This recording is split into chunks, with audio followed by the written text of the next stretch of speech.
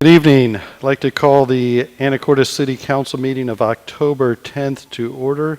Mr. Franciak, would you take the roll, please? Mr. Carter. Present. Mr. Young. Present. Mr. Walters.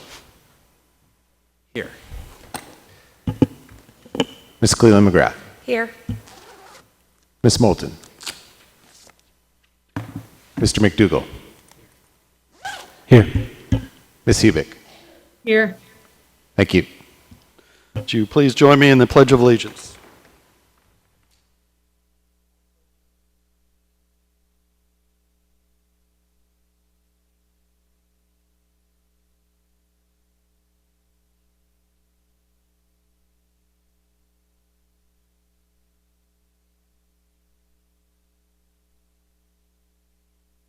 I know I have a few folks signed up, so welcome to City Hall as signed up, but I am going to have to take the council into executive session to discuss a potential real estate transaction as allowed by RCW 42.30.1101 for approximately 15 minutes, for which no action will be taken, and then we'll come back and reconvene the open session. Thank you.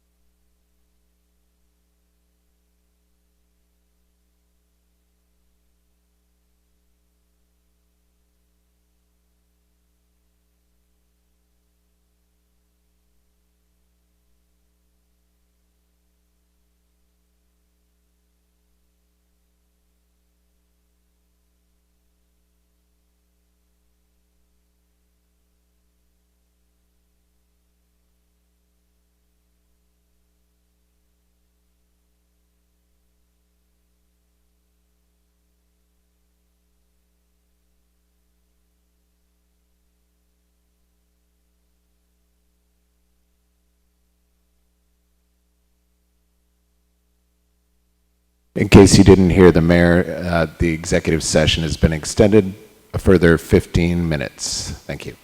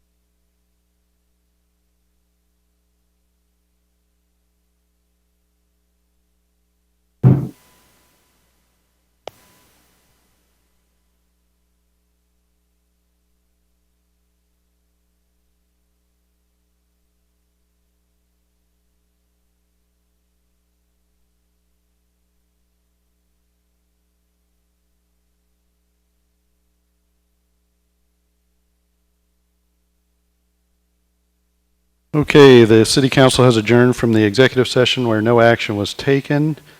But I would entertain from council a motion to add an agenda item if it's so desired.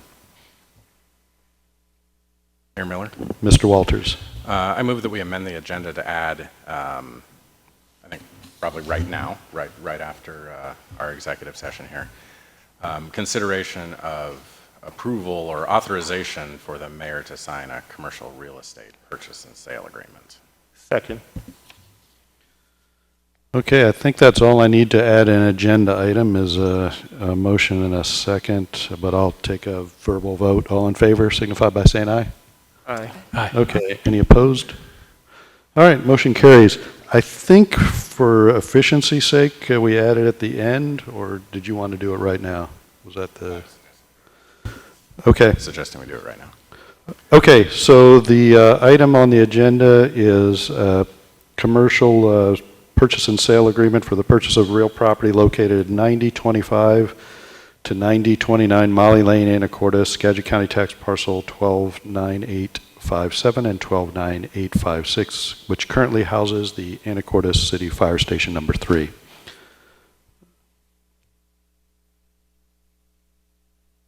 And Ms. Swetnam, I think you had a primer on that. I think so. So there's an opportunity. There is a piece of property located out on Molly Lane, which is a commercial building that currently houses Fire Station 3. And the city has gotten information about that property potentially being for sale. And so there's an opportunity, if council would like, to make an offer on the property to purchase it. I believe that Chief Harris and Steve Hoagland are in the audience as well if there are questions for the fire department or for the finance department. But it's up to council to authorize the mayor, if you're so inclined, to make an offer to purchase the property.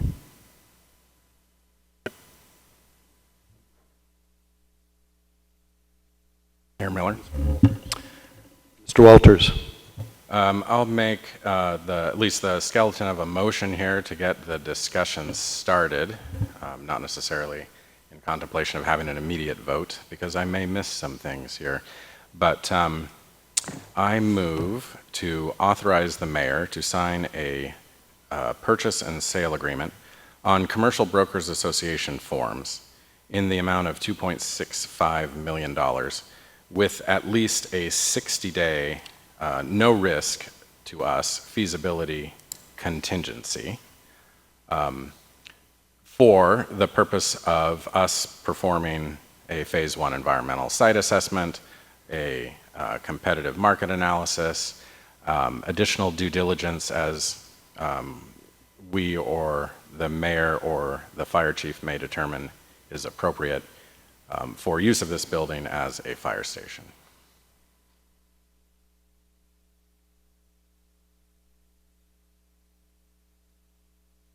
Second. Okay, that was a motion by Mr. Walters, second by Mr. Carter, to authorize the mayor to engage in a commercial investment real estate purchase and sales agreement for the property as stated for $2.65 million with a 60-day closing, phase 1 environmental study, CMA inspection, and other due diligence. Discussion. Mayor Miller? Mr. Walters. Yeah, I think that I didn't mention, but I think you captured the site address of the property. So I think that that's useful for us.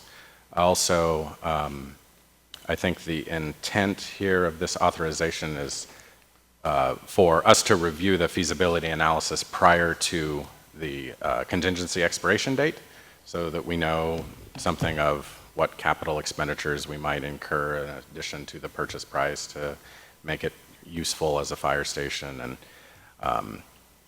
all of the other things that we might want to know about tenants and leases and square footages and all that kind of stuff. I don't know that we need to include that in the motion, but I wanted to make sure that that was reflected in the record.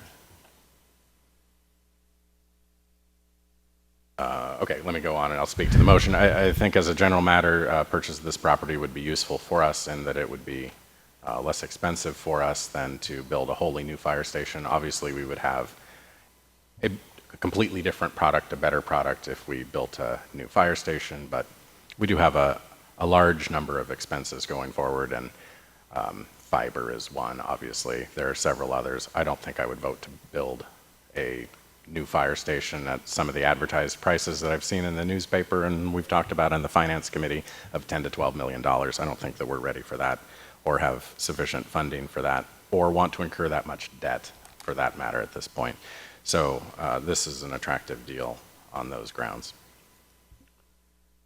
And I think for the public's benefit, just a reminder, the city does rent space at this property for our Station 3 fire station, which is a 24/7 fire station. The city invested tens of thousands of dollars to upgrade our space in that station, and this opportunity came up as we are continuing to study Station 3, a possible rebuild for Station 3 on some other property that the city of Anacortes owns in that area.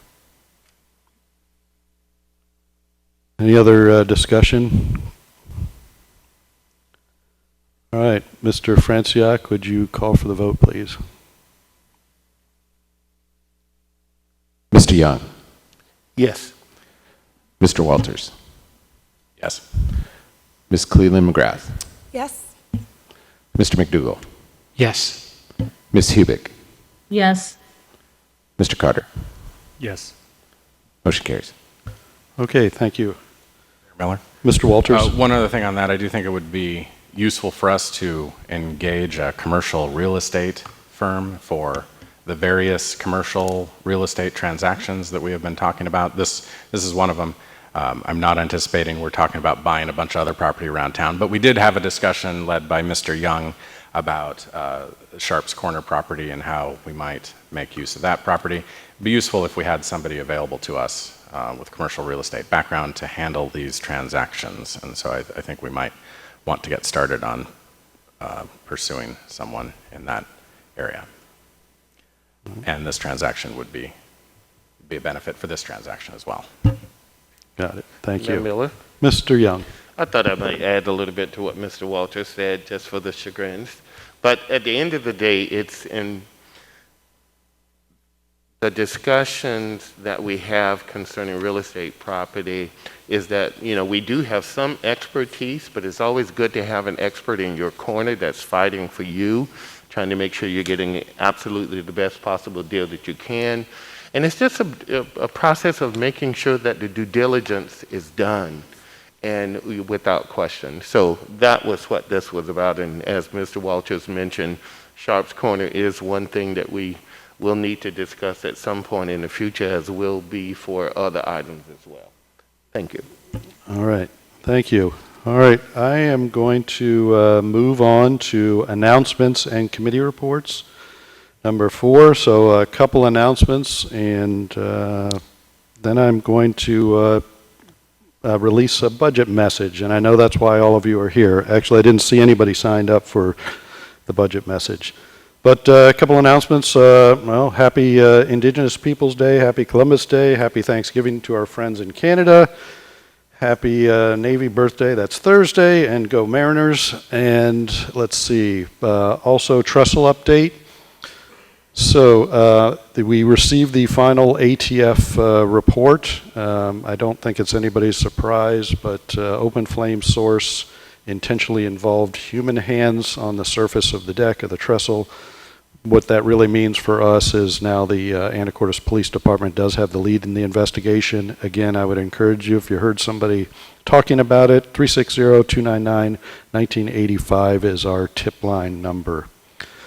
Parks and Recreation crews have reopened so some good news. Parks and Recs, they've opened about a half mile of the Thompson Trail, so you can now walk out past Weaverling Spit to the new closure signs before you reach the trestle. Staff are finalizing the permits for the demolition of the burn section of the trestle and ordering material for the eventual restoration. And once the permits are approved, I will be able to give a much better timeline for the repairs, but we're going as fast as we can to get that done. All right, now, the part that you've all been waiting for, the mayor's budget message. So, get comfy, and I will pass out to council, and you should be receiving an email of this budget message, but I'll pass out some copies for council. I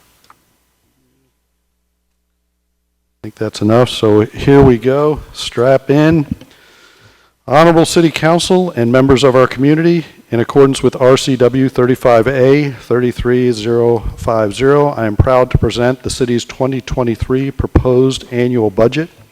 City leadership has worked thoughtfully and cooperatively to create a budget reflecting community and council priorities and values. The city will continue to provide efficient, quality services while being conscientious of our financial position. In addition to this message, budget documents will include a property tax resolution, finance director's message, revenue sources, budget policies, expenditures by fund, debt, reserves, a report of actuals from 2019 to 2022, and staffing, organization, and salaries. This $129.4 million budget is $20.8 million over last year's budget.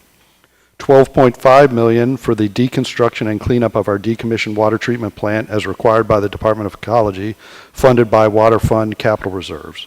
$5 million for R Avenue improvements funded with a federal grant. $2.1 million in negotiated salaries and benefits, a 7.6% increase in total. $1.2 million in increased general services, $600,000 of that increase in street overlays, $300,000 increase in overall insurance, $300,000 increase in utility costs. Looking forward, we will continue our commitment to a balanced fiscal responsibility with our shared priorities for enhancing public safety, smart growth, a focus on infrastructure, fiscal accountabilities, and quality of life. And enhancing public safety by strengthening the capability of our police and fire departments with additional code enforcement and creative crisis response.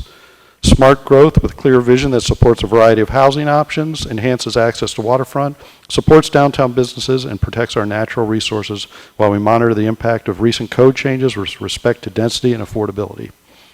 Focus on infrastructure by fixing our streets, using innovative paving strategies, and completing our exceptional fiber project that remains on a positive trajectory. Fiscal accountability prioritizes must-have versus nice-to-have, taxing only what we need, with a commitment to transparency in how we spend your tax dollars. Quality of life by continuing to offer extraordinary services through our library, museum, senior activity center, parks, forest lands, arts, and recreation program, services that bring our community together and support healthy and vibrant citizens. Under public safety, the Anacortes Police Department is committed to taking proactive approach to safety and enforcement. In 2022, the police department funding was focused on technology, training, and social services. We acquired body cameras and increased our data storage capabilities to comply with related legislation. Our staff received patrol tactics training, de-escalation training, and officer wellness training. We continue to fund social services coordinator and develop outreach partnership to connect people with needed services. In 2023, we hope to increase our presence by adding a half-time parking and code enforcement officer to effectively address parking issues, transient RVs, and code violations. We will expand our police camera program to force multiply the eyes of our patrol officers to public areas with deployable cameras. We will redouble our recruiting efforts to hire staff for vacancies, deploying skilled and well-trained officers to ensure public safety and security of our citizens without any reduction of the already high standards of our police department. 2022 has been a productive year at the Anacortes Fire Department, and in 2023 will bring significant additional capabilities. We anticipate delivery of our new ladder truck in 2023. The current ladder truck is 25 years old and beyond the recommended replacement schedule. We obtained a small rescue boat for water rescues and fire response, and we will expand its deployment in 2023. We restructured our leadership team with two new assistant chiefs, creating a shift supervising captain positions and promoting 2 lieutenants.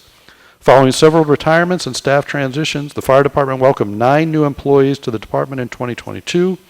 We are continuing our ongoing partnership with Island Health to offset the 50% cost of our highly successful community paramedic program. We continue to pursue innovative strategies to enhance our firefighting response, including pursuing federal SAFER grants for additional career staff, Red Card wildland fire training for park staff, as well as volunteer part-time support. We are also working to expand the department's health and wellness focus. In 2023, the budget includes funding to work with our operations division to build out a brush engine this spring for both local and state wildland fire deployments. In addition, we continue to evaluate appropriate location that honors the history of the city's 1924 American LaFrance fire engine. Infrastructure. The 2023 budget reflects continued significant investment in the city's fiber optic network expansion, which provides high-speed internet options for Anacortes businesses and residents. The City Council, with substantial community support, made a commitment in 2019 to this extensive multi-year project. With over 1,600 businesses and residential customers already in service and another 1,500 orders in queue, the network is generating over $1.2 million annually. In 2023, the network is expanding to pass an additional 2,700 premises in the city. Consistent with our fiber business plan, in 2022, revenues are exceeding the cost of operating the network. The cost of building the network will continue in 2023, and while we are currently cash flowing that construction, the city is exploring both debt service options and grant funding opportunities to pay for this community infrastructure investment. The city has secured $2.25 million grant from the Economic Development Administration and has applied for a $563,000 grant from the Washington State Broadband Office to partially fund the expansion of the network east of A Avenue, backfilling gaps in our current service area and passing 1,815 premises. The area between Anacortes Mine Road and A Avenue construction will begin in the fall of 2022 and continue into 2023, passing an additional 875 homes and businesses. This is projected to cost $2.58 million. The city secured a $500,000 grant from Skagit County to offset the cost of this project. Anacortes is the first city in the state of Washington to operate as an internet service provider. I'm excited to see the network expand to pass every home and business within the city of Anacortes. I truly believe this is an important investment for our community's future. Public Works is the city's largest department and is responsible for managing critical services including streets, engineering, water, sewer, stormwater, facilities, solid waste, and purchase and maintenance of our vehicular fleet. Our dedicated staff works tirelessly to ensure that these critical city services continue without interruption. In the new year, we will continue to focus on providing exceptional service, efficient and effective operations, and maintaining the integrity of our infrastructure. As Anacortes continues to see new growth, we will creatively adapt to the impact of traffic, utility-based infrastructure, and other critical services. We will work with other departments and stakeholders to implement appropriate models and strategies to address the effects of our growing community. We are proud of the many projects we accomplished in 2022, including welcoming a new Public Works Director and navigating supply chain challenges. The 32nd and M Roundabout provided critical safety improvements and was funded almost entirely through grants. We undertook a water main replacement project, overlay work in several neighborhoods, and replaced 600 feet of sidewalk. The exterior of Senior Activity Center was painted, and we added 6 electric charging stations at City Hall and the library. We updated our stormwater pollution plan and added fiber optics to our utility network through GIS. The water treatment plant saw many upgrades to meet demands for ever-increasing regulatory environment and a mature facility. Improvements were made to the sewage sludge incinerator, maintaining air emissions compliance and long-term reduction in nutrient discharge. There were repairs, rebuilding, and replacement of pumps to maintain 100% reliability. In 2023, the wastewater treatment plant will replace clarifier drives and aeration mixers after 3 decades of service. The basin will be rehabilitated, and we will welcome a new plant manager after the retirement of Becky Fox, who will retire after 31 years of dedicated leadership and service to the city. Our water treatment plant serves not only Anacortes, but over 56,000 total customers through Skagit and Island County. We added filter media to ensure plant capacity and re-rating by the Department of Health and installed fiber in pipe and aerial fiber installation to Oak Harbor. We will launch a leak detection program ensuring the continued integrity of our system. In 2023, the water treatment plant will extend our service area to South Fidalgo. We will implement a new water system plant update, complete cross-contamination updates, continue water main replacements, and see the demolition of our former plant site. We look forward to adding a staff position in 2023 that will serve half-time in our stormwater program and half-time providing needed support to inspection and code enforcement. This position will complement our work protecting the Salish Sea and meet our priority of cleaning up blemished properties in our community. This position will be funded through our restricted permit funds and stormwater fees. Major projects planned for 2023 include R Avenue long-term improvements, such as a roundabout at 30th and R Avenue, funded through a freight and mobility enhancement grant. We will continue to work securing the necessary permits for our outfall project construction, continue road paving, sidewalk replacements, and will acquire 2 new garbage trucks. The fire station will receive a necessary elevator modernization, and we will complete our stormwater management plan, action plan. We will be implementing a new app-based system called C-Click Fix, which will route and track citizen-requested repairs. Under Smart Growth, Planning, Community, and Economic Development. The Planning, Community, and Economic Development Department is tasked with supporting the community's vision for our future as outlined in the Anacortes Comprehensive Plan.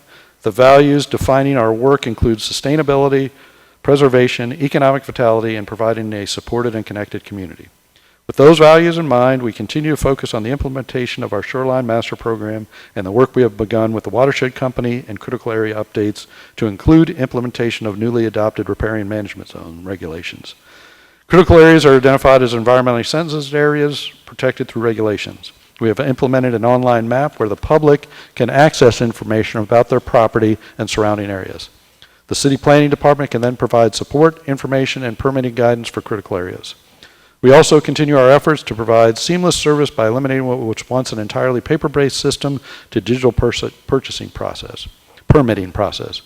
We will be implementing SmartGov permitting software, allowing applications to track their application online. We're excited to continue to find new ways and innovative ways to improve efficiencies and best serve our constituents.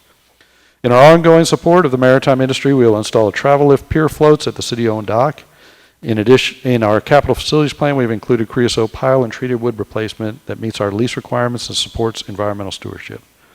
In accordance with the Anacortes Comprehensive Plan, City Council has adopted new developmental regulations to support housing affordability and diversity policies, including our new standards for smaller housing types and new affordable housing provisions and incentives. These are living documents that will be updated as needed. These changes aim to increase opportunities for our citizens to secure housing that is safe and relatively affordable. Municipal Court and Public Defense. The city employs a court administrator, 2 court clerks, and contracts with Skagit County District Court for judicial services. The municipal court is responsible for processing infractions and citations in violation of city ordinances and state statutes issued by the Anacortes Police Department. Municipal court has a duty to set cases for arraignments, hearings, probation, revocations, and trial. The municipal court also provides a community court, which is a non-traditional system that works to address root cause given rise to criminal behavior. In 2023, the city will continue to contribute funds towards some of the costs associated with the community court as we evaluate the effectiveness of this new process. The city employs a full-time public defender and legal assistant to meet the state-mandated standards for delivery of public defense services.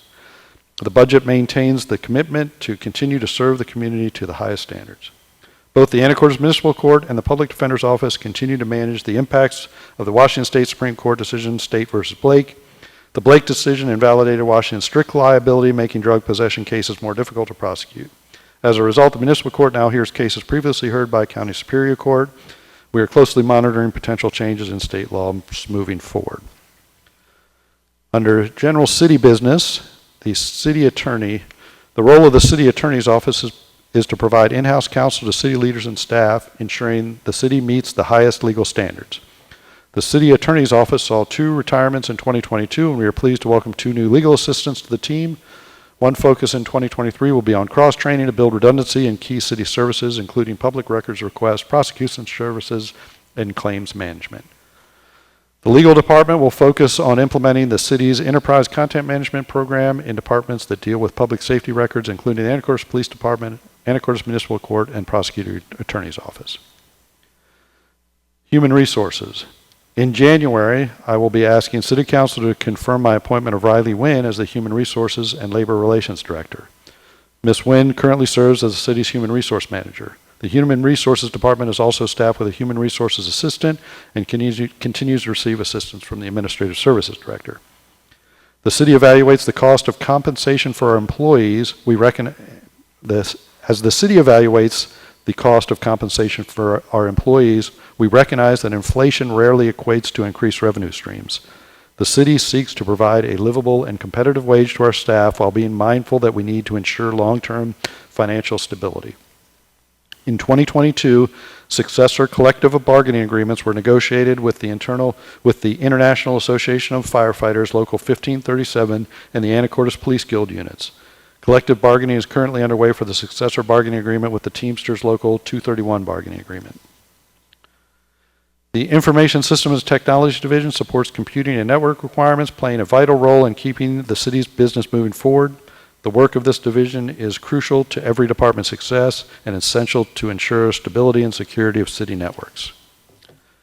The division is funded through departmental interfund charges. Each department's funding is allocated based on the number of nodes that each department utilizes. Interfund charges support the department's operating costs and equipment replacement costs. The 2023 budget includes funding to increase network storage capacity to support our data growth and additional Laserfish license for APD and municipal court staff.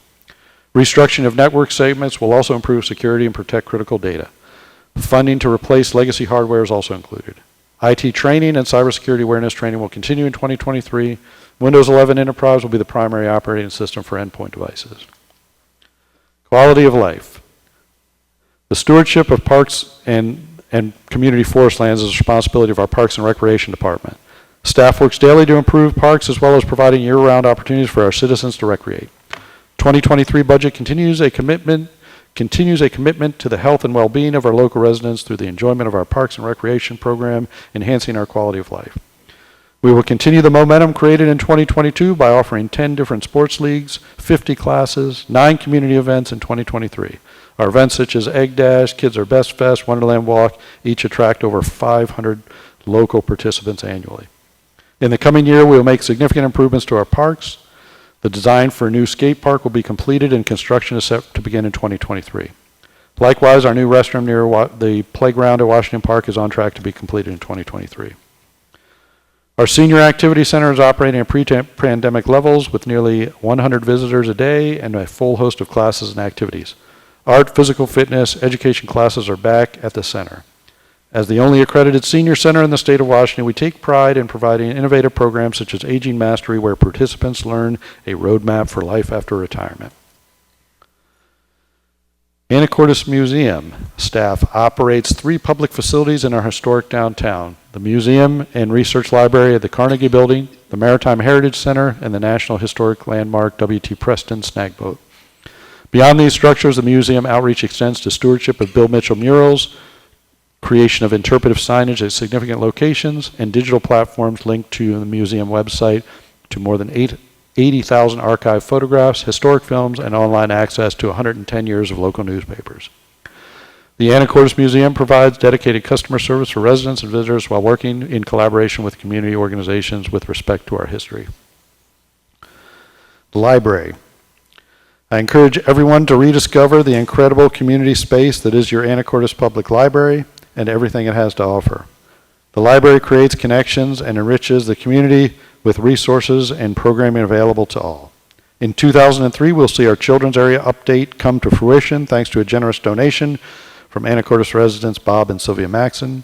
The space will be transformed with some new shelving and furniture, an expansion of early learning play space, and maker space offering more opportunities for hand-on learning. The library staff offers hundreds of programs a year for all ages, supporting lifelong learning, early literacy, STEM, and endless opportunities to cultivate curiosity. In 2023, we will continue to adapt our programming to the needs of the community. We will work with our citizens, especially our young adults and teens, to create events and learning opportunities to meet the demand for relevant and needed social education programs in a space dedicated for them. The 2023 library budget is an investment in the quality of life of the community by supporting services that empowers a lifetime of discovery for Anacortes residents. Conclusion. It is my fiscal responsibility to continue to evaluate city revenue and expenditures with a view of maintaining a strong financial position while providing quality municipal services. We will have weathered the pandemic in a solid position, enabling us to cash flow our Access Anacortes Fiber project. We predict an uncertain economic climate in 2023. Inflation, recovery in supply chains, and a likely recession has led us to prepare a conservative budget that we will closely monitor until a clearer fiscal picture emerges. This budget reflects our unwavering commitment to serving each and every resident to the highest standards and protecting the strong fiscal position of our city. We commit to providing our frontline public safety professionals with the resources and tools they need in a challenging legal environment. We will continue to maintain and improve our public infrastructures and facilities, assuring that every resident enjoys the quality of life that is the hallmark of our community. So thank you for your patience and listening to my budget message, and we'll have more public presentations on the budget as we move forward in this budget season. Okay, on to more announcements and committee reports. 4B, Public Safety Committee.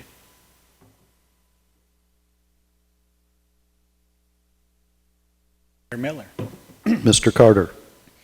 We met Public Safety Committee last week, and on the police side, this month they're getting their CPR and first aid training out of the way.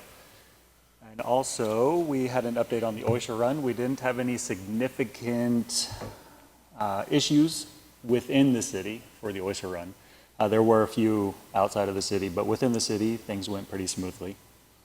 Also, the police department is working with the school district and partnering with HSI, and they're putting on a presentation for cybersecurity at the high school on November 29th. And it was my understanding that even if you feel that you're pretty knowledgeable about cyberbullying and security, that this presentation you're also going to be able to learn a lot of things that you may have not known before. Also, with the police department, they are looking for a part-time parking enforcement officer. So far in 2022, we now have more parking violations than all of 2021 combined. So they're looking at adding that part-time parking enforcement because it's starting to become taxing on the one that we have. And so that will come in front of council in the near future. On the fire side, our assistant chief, one of our new assistant fire chiefs has started, and another one is starting in November. Then the fire department will be fully staffed. Our ladder truck, we're looking at delivery now December of 2023. So it's been pushed out a little bit. And then AWC, the Association of Washington Cities, is offering grants for co-responder teams. We're looking at adding a mental health provider, and they're going to provide funding for a short bit, and then we'll have to look at how we're going to fund that after that period is over. And that's about it. All right, thank you. On to 4C, Port City Liaison Committee. Mayor Miller. Ms. Hubick. Thank you so much. Port City Committee met back on the 4th. Most of what was discussed is a review of what's come before City Council over the last month. We gave an update over the riparian management that we will be seeing here in council again soon and have been talking about often.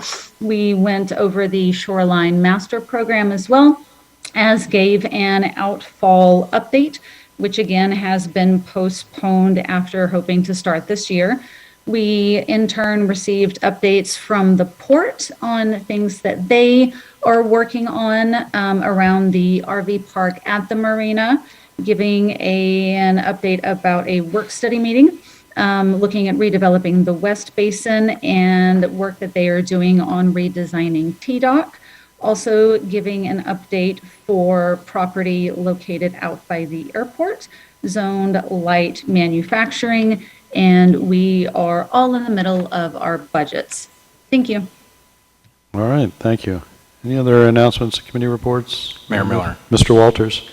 On Tuesday, October 25th, 6:30 p.m. here in this room, and then after the event on YouTube, the League of Women Voters is holding a forum on housing for our whole community.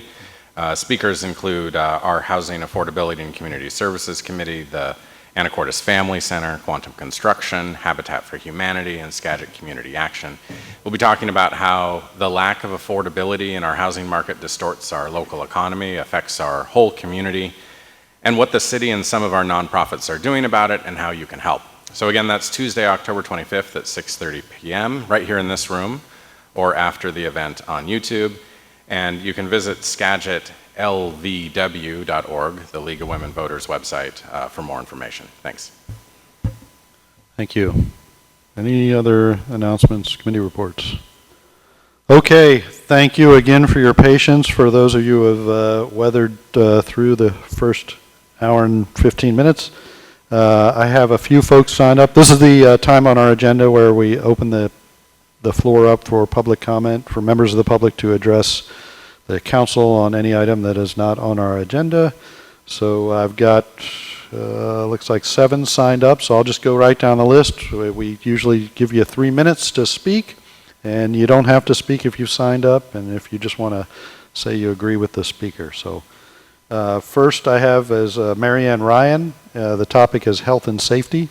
So come on up and turn make sure to hit the button, and the blue light is on, and we'll try not to start the timer until you get up and ready to speak. Green light. Yeah, so, and then you can bend that mic down so you can, there we go. So the light's on. Yeah, I guess it's green over there. It's blue. It looks good? blue to me. So Can go you hear ahead. me? Can you hear me now? Okay. Yeah. My name is Marianne Ryan, and I am a very grateful resident of Anacortes. So thank you, Mayor Miller and members of the council, for allowing me this opportunity to speak. And listening to all of the information that I just did, it was really interesting. Some of the things that are happening. Just still concerned about some of the homeless encampments here that are nearby where I live, and I'm watching certain things happen. And I think, so for me, I've already spoken. I'm a former educator, and my concern is for the kids. So not every person that's homeless is drug addicted or has addiction problems or mental illness. But I was looking on the state website, the government website, and that said that even people who are not homeless because of drug addiction have a tendency to become addicted and exposed to drugs. So my concern is for the kids. So having been a high school teacher, knowing that, teenagers, their prefrontal cortex isn't completely developed, right? And they make impulsive decisions. And sometimes they get upset about something that's going on in their life, and to have somebody come along and say, hey, this is going to make you feel better. So, my heart of compassion goes out towards people who are addicted, who are on the streets, but they got there somehow. And so what I feel like is we need to resolve some of these issues of addiction and mental illness. Those aren't easy problems to solve, but I feel like what we can do is make it very inhospitable here for drug deals. So if we can stop drugs from infiltrating our community and affecting our teenagers, we owe that to them, to protect them, to be kind of the gatekeepers. And I feel like kids are at risk. If you talk to anybody in education, COVID has had an effect on kids, but just in general, sometimes kids make a decision when they're feeling something, and we don't want to have that element in our community. So for me, I look at the people that are down the street from me, living in these dilapidated cars and things, and obviously doing drugs. They got there somehow, and maybe they were a teenager and someone offered them something to make them feel better, and look where they are now. And what I feel is that we need to protect our community and make sure that that doesn't happen. And maybe if community members had stepped up and protected them at some point, they wouldn't be in that position. So once someone is there, the dial back is really hard. So I'm about, what can we do to prevent this from happening and to protect our youth? Thank you so much. Thank you. All right, I have a Nick. Is it Riki or Risi? I'll let you state your name and where you live, and city is fine. But if you want to tell us the neighborhood, that helps too. Thank you. Yeah, my name is Nick Ritchie, and I live in Ward 1. I live 1 block from here. I'm rather surprised I'm even speaking to you this evening because weeks ago, months ago, I basically had given up. And then I heard from one of my neighbors that it appears as though the city has taken renewed interest in perhaps shining much more of a light on alleged drug houses. And when I spoke to my neighbor, the house that we have in question, which is basically right across the street from here, wasn't even on that list. That was shocking to me. So let me just throw this out to you here and see what you think. I mean, what would you think if you lived in a neighborhood for 10 years? And during that 10-year period, you began to notice some very interesting activity where people began to come to a residence probably 15 to 25 a day, starting at 7 a.m. in the morning to 11 o'clock at night. 15 hours of foot traffic, 365 days a year. And this has been going on for 10 years, okay? And of course, what would you do? Well, you would call law enforcement. And of course, they would quote to you the RCW that says basically, unless we see them actually involved in an exchange of money and contraband, there's nothing that we can do. So we get that. But what would you think when you, as the neighbors in this area, reach out to law enforcement and say, hey, how about you guys being a little bit creative? What about putting a unit out front just for a little while, randomly? So when people come up to buy their product, they certainly weren't walking away with groceries. And I do want to make note, too, everybody knows who Sam is, don't we, down here in the downtown area. Sam goes there twice a week. Do you think she's going in for mental health care? I don't think so. I don't think so at all. And that is a shame, once again. So once again, the landlord even offered to PD, hey, I got upstairs unit that's open. I'll give it to you. No money involved. You can use it as surveillance. No thanks. Nothing. Nothing. Okay? And even some of the neighbors said, well, how about, we take pictures of these 15 to 25 people that come 24/7, 365 days a year, and we send them to you with the plates. How about that? How about if possibly you guys maybe run, warrants or something of that nature? All we're saying here is we've offered some creative law enforcement to law enforcement, and they basically ignored us. And it goes on every day. And we got grandkids. They're tourists right there as well. It goes on right across the street, guys. You meet here 4 times a month.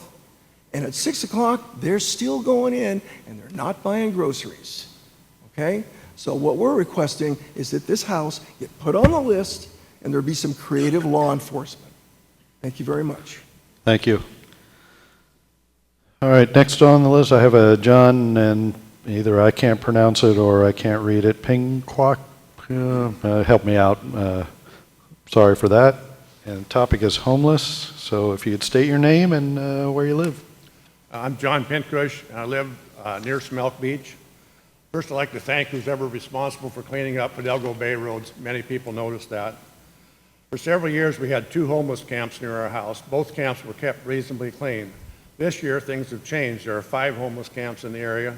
One is a quarter mile from the road, was occupied by a boy and girl, probably 16 or 17. They were there for a month. I talked to them once when they had a fire burning during the burn ban. The area was a mess. The boy brought it up and said he was planning to clean it up, and he did. A few days later, they left, leaving tents, sleeping bags, table, chair, and boxes of canned food. They did pack out some garbage. Another camp was abandoned a few weeks ago, and I walked to it. I found garbage and a weapon that I disposed of. I ride my bike a lot and hike some of the lesser-known trails on Fidalgo Island. In the last 3 years, I found at least 23 homeless camps. Some of these camps are cleaned up when people leave, and I think that's because they plan to come back, and some are trashed from day one. Inside the city limits, there's a homeless camp that has so much garbage, I think it would fill 2 dump trucks. Someone has started cleaning that up recently. I think in the future we're going to likely see even more homelessness, and I think there needs to be a place where the homeless can go where there is garbage and sanitation available. And the question, of course, is where? There's a 5-acre plot on the north end of W Avenue that is owned by the DNR. There's another site, which you already talked about tonight, 4 acres that the city owns on Marches Point Road. And of course, we thought there was a fire hall going to go in there. And since the eagles built a nest right across the road this spring, and from what I found on the internet, you'd have to have a federal permit to build within 660 feet of an eagle's nest. So that lot may not even be buildable at all. A third site is the 6 acres on March's Point that's owned by Skagit County. I think some of the homeless would welcome the sanitation facilities. Anacortes and the county have litter laws, and I'm sure they could be used to encourage those who are trashing Anacortes to move to one of these sites that are not near housing or children. I contacted the Anacortes police when people that camp on Fidalgo Bay Road were throwing their trash in the bay. 2 days later, the whole area was cleaned up. Enforcing the litter laws works. Trashing the bay, trashing public or private property is illegal, so there is an enforceable means to encourage violators to move to an encampment area or just leave the area. Thank you. Next, Kim Haley, homeless and drug crimes is the topic.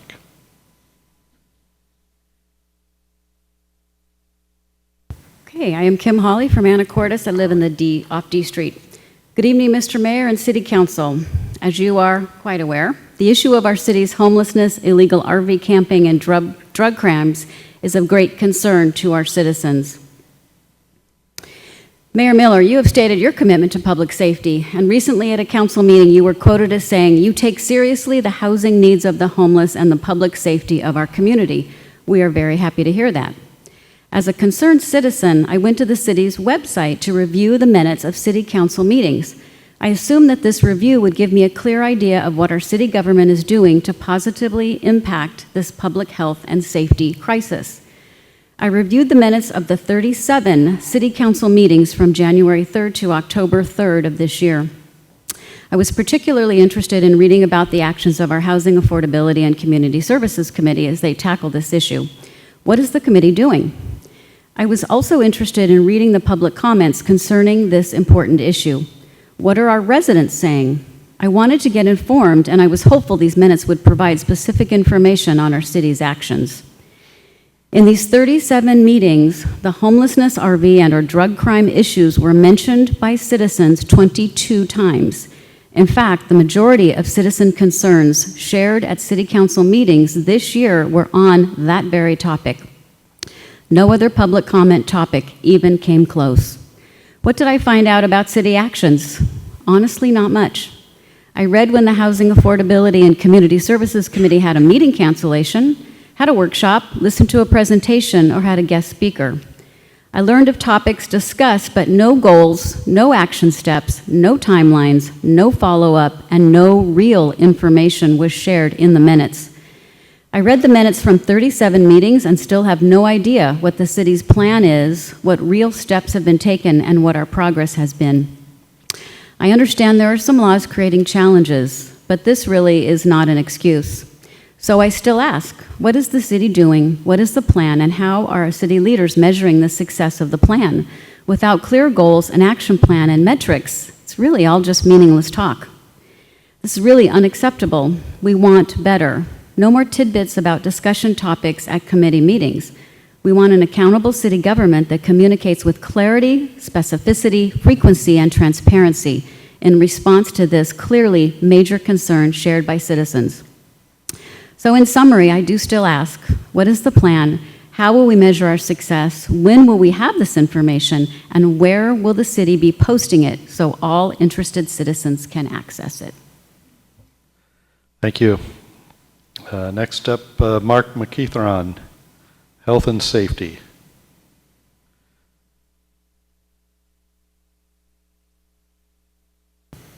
Thank you, Mayor Miller and the council. I'm Mark McKeithron, and I'm a resident of Anacortes and live at the bottom of Cap Santa. It used to be called Old Chicago many years ago. I'd like to make an observation and 3 comments.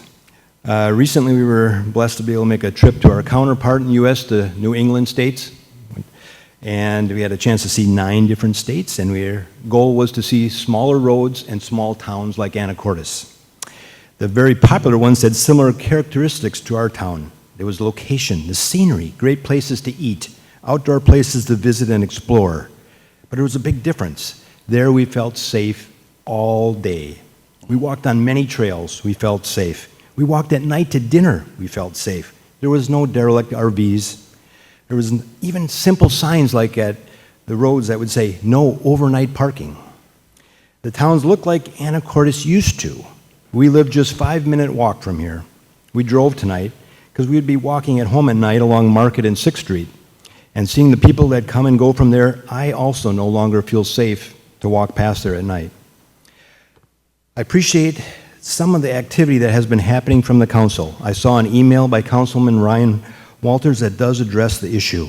However, I'm concerned if we can't enforce existing laws, which seem pretty simple to understand, like our current municipal codes that prohibit parking in any one place for 72 hours, and it is illegal to live in any RV on any street in Anacortes, how will new revisions, which seem much more complicated, and they even lessen the infraction from a misdemeanor to a civil violation, how is that going to be more effective? Second, please don't use Bellingham ordinances as a guideline as described in the email. I work in downtown Bellingham. I'm there all week. Believe me, their solutions are now what we are trying to model after. And last comment, if your hands and the police hands are tied by state legislation that the drug dealers and the RVers now have creatively used to get their way, can't we find creative and find quick please, simple ways to address these safety concerns and return our city to a place where we do feel safe to walk whenever and wherever we wish. Thank you. Thank you. I've got 2 more on the list here. I just want to make sure any of our attendees online don't wish to engage in the public comment portion of the meeting. Our hands raised. Okay, back to City Hall. Mary McKeithron.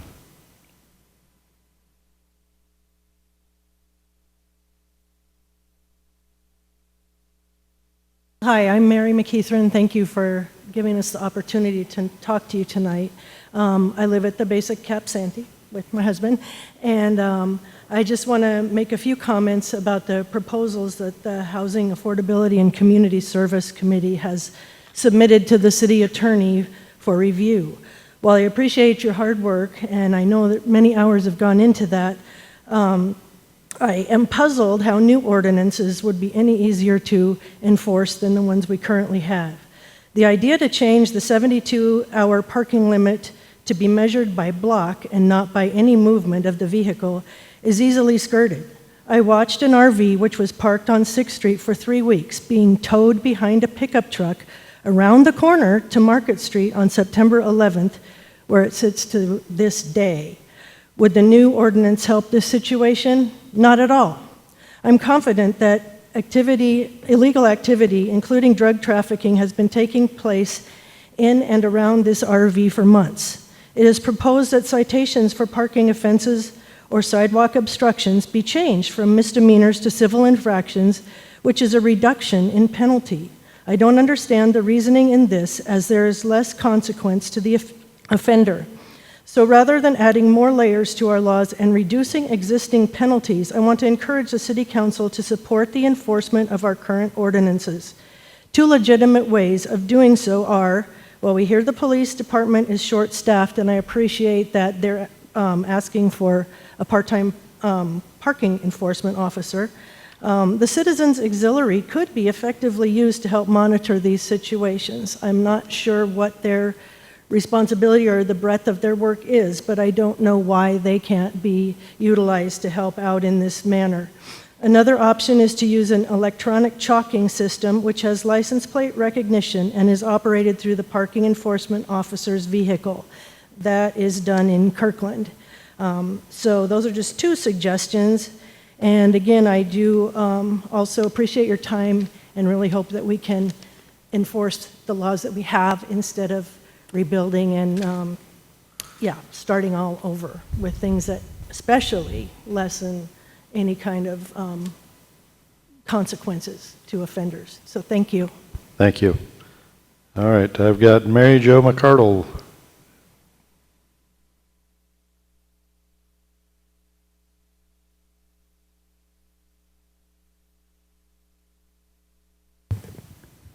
I want to make, can you hear me? Yep, Okay. you can move that mic down also lower. I want to be able to see you, and I'm Okay. too short. I want to just make a comment that I really appreciate what you have done towards the homelessness and the housing issues, and I know it's a big project.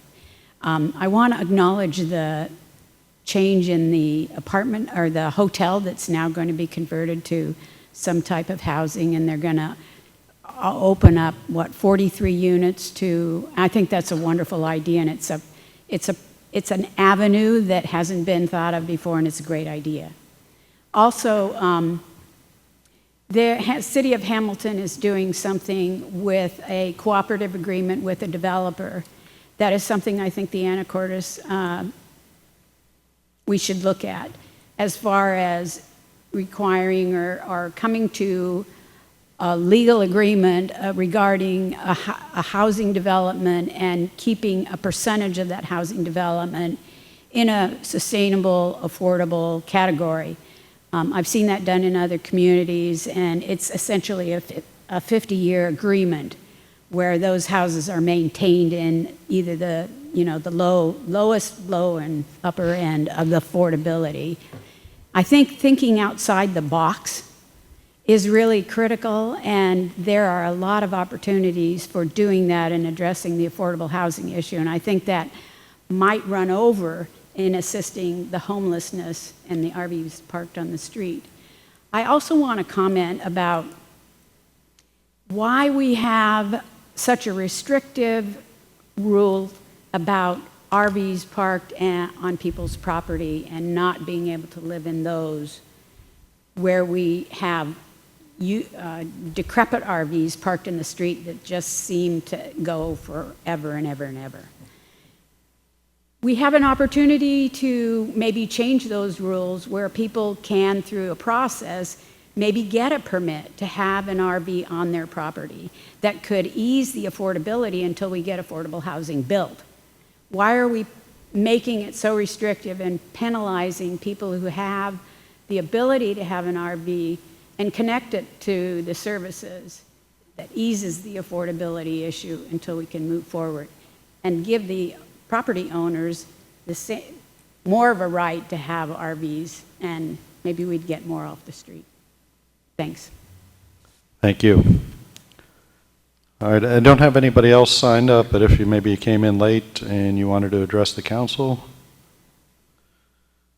Okay, I'm going to move to item 6, which is our consent agenda. Council.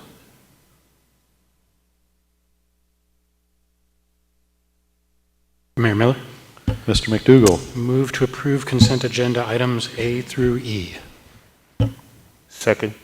Okay, a motion by Mr. McDougall, a second by Mr. Young to approve consent agenda items A through E. All in favor signify by saying aye. Aye. Aye. Any opposed? Okay, motion carries. And we are on to item 7, other business. This is the capital facilities plan, governmental funds. This is a discussion item, and we are going to see some awesome OpenGov stuff from Mr. Hoagland. So, Mr. Hoagland, you are on. Indeed, we are, Mayor. Thank you so much, members of the council, members of the audience. So we'll continue our CFP review tonight. We looked at Public Works last week, and we'll continue with the governmental funds this week.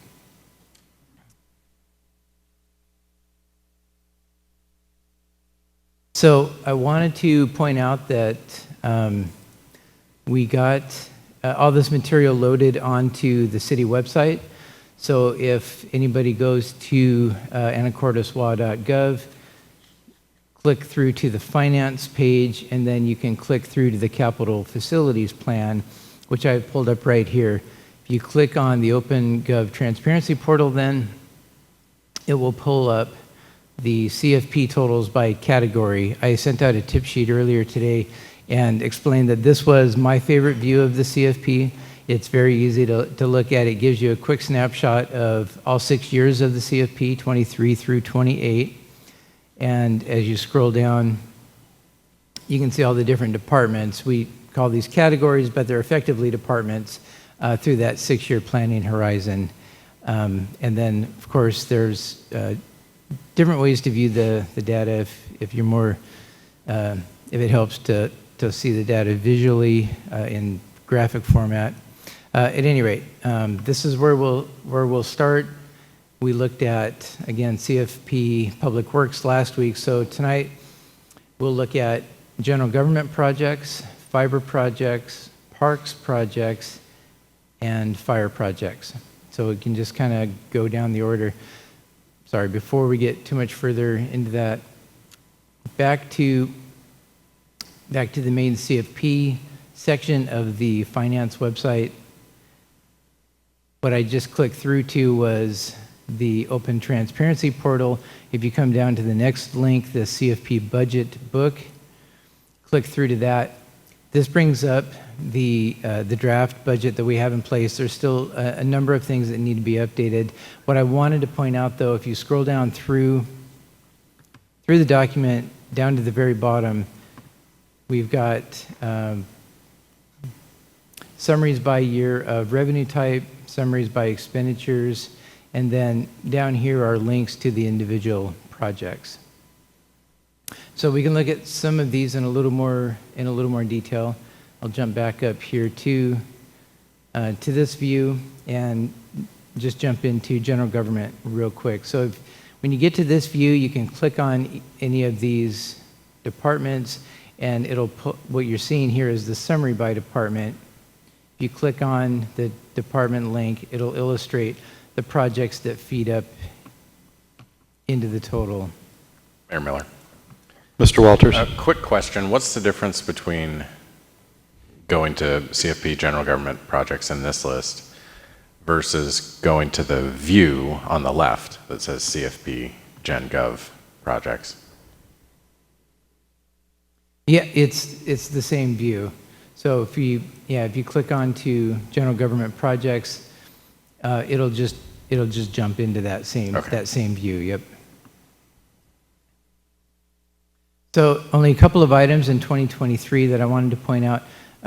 This is one we actually talked about last week, the various maintenance projects that we have in facilities. You'll see in 2023 that's budgeted for $300,000. We have been funding that at around $600,000, and that's again the plan for the years after that. There's a number of big projects they're trying to complete this year, which will allow them to reduce the amount of work they're planning on next year. And the ops facility master plan. So both of those we actually looked at last week as part of Public Works. Mayor Miller. Mr. Walters. So, Mr. Hoagland, as I'm assuming owner of this document, what's your threshold for calling out a particular project on its own line versus lumping them together as various facility maintenance projects? So generally, the criteria for putting a project in the CFP is $20,000. So if it's $20,000 or more, we like to delineate those. The challenge with the maintenance projects is there's a longer list than they can get to in any particular year. So they have exercised flexibility in the past over what it is that they are targeting for the coming year. There are a lot of projects that you can see here in the CFP that are close to that 20,000 marker that we have called out, particularly roof projects. They started putting those types of infrastructure into Cartograph a number of years ago, so they've got a pretty good handle on when those roofs need to be replaced. But there are still a lot of things that come up on an ad hoc basis that they tackle from year to year that's within that $300,000 budget. So are you saying that this is a bucket of projects, each of which is less than $20,000? Not necessarily. It's a good question, and I don't know that I'd be able to tie down a specific list of items within that facilities project. For example, one of the items that continues to come up within this list is the City Hall elevator, which we estimate would cost more than $20,000 to refit it the way it really should be. But it's we don't have that called out. It's one of those things that it's within that list that facilities has, that the intention is to get to it as soon as possible, but it keeps slipping into the next year. Okay. Well, so I just want to put out there that I would like to see the list broken out in the CFP so we know exactly what we're approving. Anything under 20 doesn't need to be in the CFP at all, but anything over 20 does need to be in there, and I think it's worth calling out so that we can exercise some judgment over some of these things. $300,000 is a fairly big number. $600,000 is a big number in my mind, and that's what it is in the future years after 2023. So I sure would like to see that detail and have these projects broken out.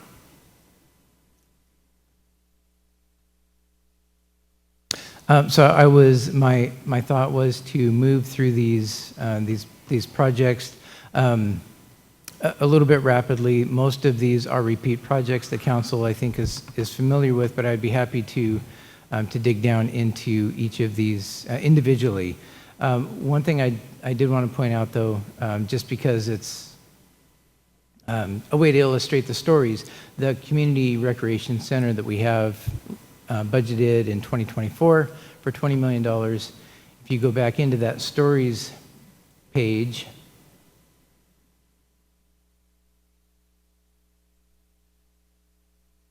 into the general government section,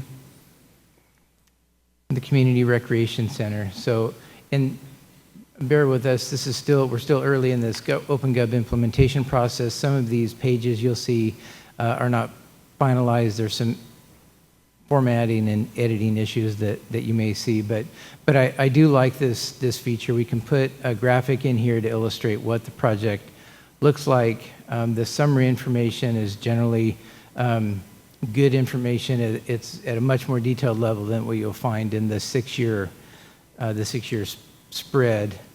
And then down in the cost section, we've got the $20 million in 2024, and then down in the funding sources section, the funding in 2024 as well. But I wanted to point out this reporting function that's part of the stories. You can click on this view report link, and it'll bring up if there's any additional detail on either the expenditure or revenue side of that project, it'll bring that up. This one, we don't have any specific grants or revenue sources identified. 360 represents what would be effectively contributions at this point. But those detailed reporting is there for the projects that do have multiple sources. Mayor Miller. Mr. Walters. A couple of points on this. First of all, interest and other earnings doesn't convey donations to me, which is, I think, what you said we were trying to get at. Yeah, so historically, what the idea has been is it would be at least matched by contributions. So if you look at the bar structure in our accounting system, 360 is debt. But I did want to try and point out that contributions are going to make up a large portion of this. At least that's the feedback that we've been getting from the community as we work through this process. And so then with respect to this particular project, I mean, we got this presentation on this project. I understood that the city is not going to build this project, and we're not going to solicit donations to come into public coffers and then manage construction of it. We don't own the property. I mean, if that is the approach, then is it useful to have it in the CFP at all? It's a good question, and it really makes me wish I would have picked a different project to. I would have brought this up otherwise.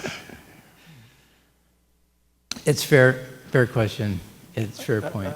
I think maybe to bail you out a little bit, part of it is for the opportunities for whatever 501c3 nonprofit to get grants. I think in some circumstances that in the CFP, and also I think council has talked about partnering as far as taking over management. So yeah, it could go either way, in or out of the CFP, but I think it's more transparent to have it in than not.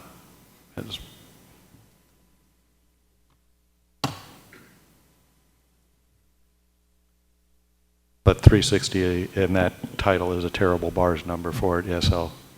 Mayor Miller. Yes, Ms. Cleveland. Yeah, so going back to the various facility maintenance projects, so when we were in our library meeting, they referenced that we were going to move a number of those maintenance projects from individual budgets to the maintenance budget. Is that why it goes from 300 to 600? That's not entirely why. That's partially the reason. But looking at the projections for the upcoming resources that we're expecting to get with, some of the indicators and red flags that we're seeing in the economy, I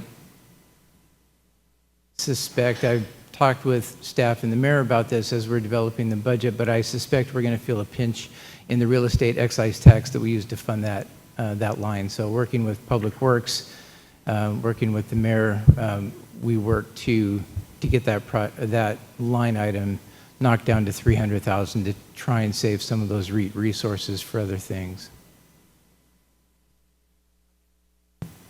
So more accurate, if we weren't trying to cut back, would be a 600 for 2023, in addition to moving forward.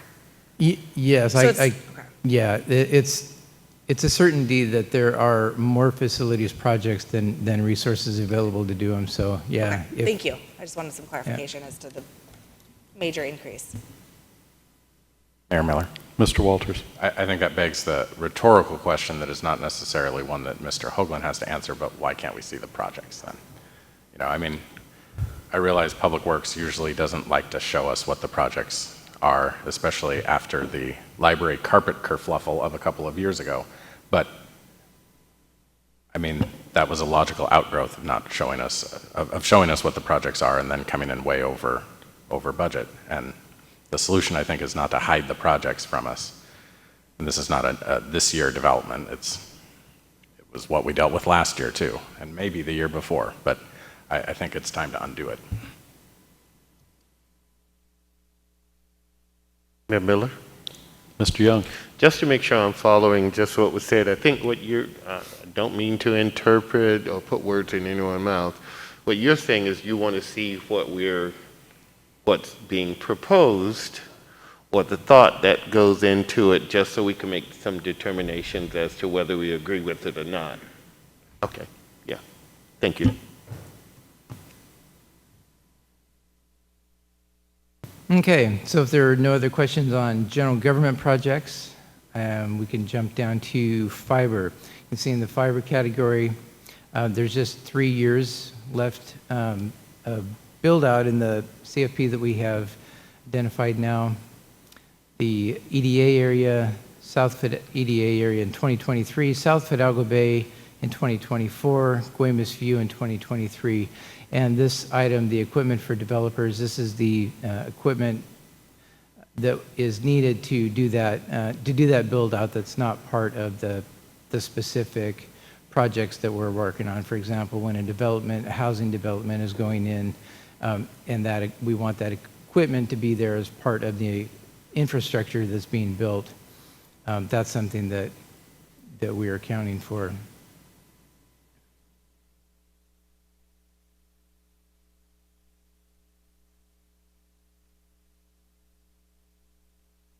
In the Parks Department, Parks has a number of projects identified in the CFP. The skate park, $900,000. I think Council's familiar with that project. That's very exciting, kind of grassroots level project that developed pretty rapidly this year. The work is starting this year. The bulk of the work is expected to be completed next year. Volunteer field improvement in 2024. Drop down to the next 2023 project, Tommy Thompson Trail and Causeway replacement, $350,000.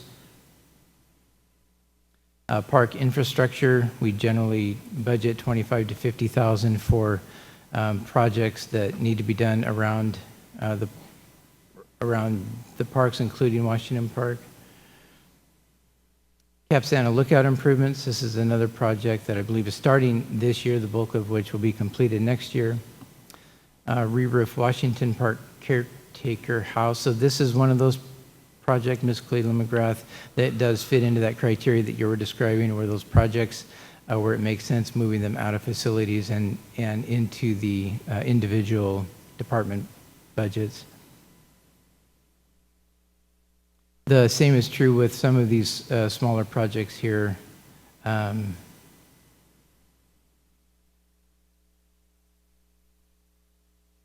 Sorry, no, that's not true. So individual parks projects, Washington Park restroom and infrastructure next year at $50,000. James Rice Civic Park improvements at $20,000. So I'd be happy to dig into any of those if you have questions or would like to look out further into the planning cycle. Mayor Miller? Mr. Walters? I really appreciate the stories feature. That is a substantially better view than we had into this before. Putting everything on one page is useful. Seems to me that most of those parks projects are in your 360 interest and other earnings category in terms of how we're paying for those. So those are donations. In all cases, does that represent donations, or some cases not? So, yes, so this is another area where I would just beg your forgiveness and patience as we transition into the OpenGov network. So most of the projects that we see in parks are going to be funded with REIT 1. So real estate excise tax is the primary funding source for these parks projects unless there's something that was identified for impact fee use or through grants or donations.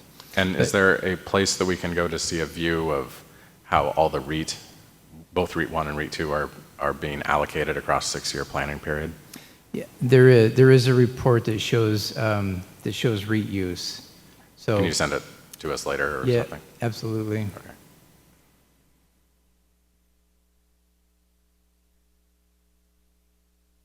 If there are no questions on parks projects, be happy to jump into the fire projects.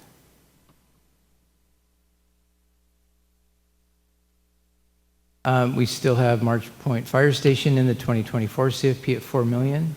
The ladder truck at $1.6 million next year. Also adding an additional vehicle for the community paramedic at $75,000.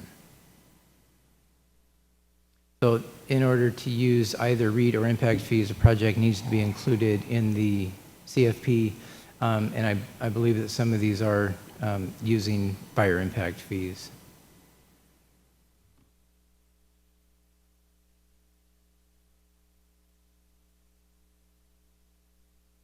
I'd be happy to answer any questions. I believe we have other staff members who, if you wanted more detailed information, are available for questions as well. Mayor Miller? Mr. Walters? That community paramedic vehicle, that is a new vehicle, so it's listed in the CFP, and then once it's purchased, it'll go into the ER&R fund. Do I have that right? That's exactly right. I don't find the story about, the story spells paramedic correctly, but that line there doesn't. I expected they would be the same.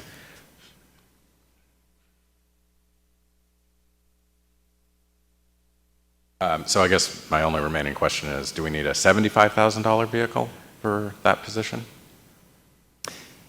My understanding with those vehicles that they use, those command type vehicles, once it's outfitted and the dust settles on the total price, then that is the cost. They're not a off-the-shelf type of vehicle. There are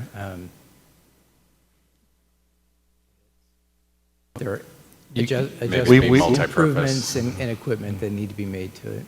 Okay. Yeah, we do have you don't have to necessarily answer that one. We have the expert in the room in case you want any further guidance on that. He's making his way up. And while you're coming up, I would point out that I know the community paramedic does sometimes respond to calls in the field, but I'll let our expert try to answer that question. There's some joke to be made here about just the total length of the room and how long it takes to get to the front. I'm sorry, I couldn't hear if that was a question or. It was. Okay. It was a slur. The vehicle we're looking at is, so it is true, it's going to be an emergency vehicle. It's still a little bit up in the air exactly which, but our plan right now would be to go with the hybrid Explorer that's similar to the 2901 vehicle that was purchased in 2020. And talking to Will, that's about the cost. That's a rough number, but that's about the cost of an outfitted SUV. And this is assumedly the all-in price with all the equipment and the radios. And that's complete build-out, yeah. Mayor Miller? Mr. McDougall? I just had a very quick comment on this line item. Actually, I had an email interaction with Will probably a few weeks ago asking about vehicle purchases like this, and with like the EV Ford F-150 being out, and could vehicles like this could we purchase EVs? He basically said for vehicles of this class, this kind of outfitting, we're still a couple years out, but we should hopefully, in 2 to 3 years, start to look to make all of these kinds of purchases as EV vehicles. Thanks. All right. Was that, did you get through all, I think you got through all the government programs for the city. That's all I have. Unless council has questions or you'd like to see additional information, that's all I had tonight. Yeah, again, hopefully, council, you've had a chance to go through it. We're getting more, the stories are a lot better way to present it. And again, there's a lot of different ways to get the information, but I'm excited that we now have a public portal that is fairly useful, and we're getting the information in there. So again, any feedback you have, we appreciate it. Any other comments, questions? All right, with that, I will adjourn the city council meeting. Thank you very much.